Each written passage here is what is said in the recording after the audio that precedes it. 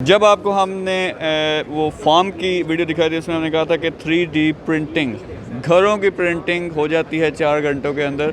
तो उसका एक सैम्पल हमारे पास यहाँ मौजूद है, एक मशीन मौजूद है, मेरे साथ अजीम साहब भी मौजूद है। अजीम साहब ये ज़रा एक्सप्लेन करें कि ये क्या है। बिस्मिल्लाहिर्रहमानिर्रहीम। मीर साहब, ये आपको पता है कि जो ओवरऑल 3D से कंस्ट्रक्शन का कंसेप्ट है, यानी कि आप किस तरह घर बना सकते हैं, उनकी दीवारें बना सकते हैं, ये पूरा कंसेप्ट उसके ऊपर है।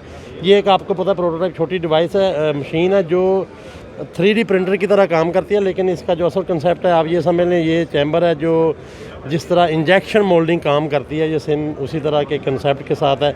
अब यहाँ से ये मटेरियल जो है इन होकर ऊपर नीचे होता है। अब देखें नीचे से ये एक्स वाई सारा वो बेड है जो वो कर रहा है, और यहाँ से ये सारा मटेरियल इंजेक्ट होके, तो ये बेसिकली इसी तरह के बड़े और छोटे सेटअप हैं जो आप बना सकते हैं। उनके साथ आप बड़े स्केल में चले जाएँ, बहुत बड़ा रोबोट जो है, तो वही आप देखें ये दीवारें टाइप बनी हुई हैं, ये आप देख ही रहे हैं, ठीक है। और ये ख़ास किस्म का मटेरियल है जिसमें सीमेंट और ये जो दूसरे मटेरियल है मिक्स करके बनाया गया है।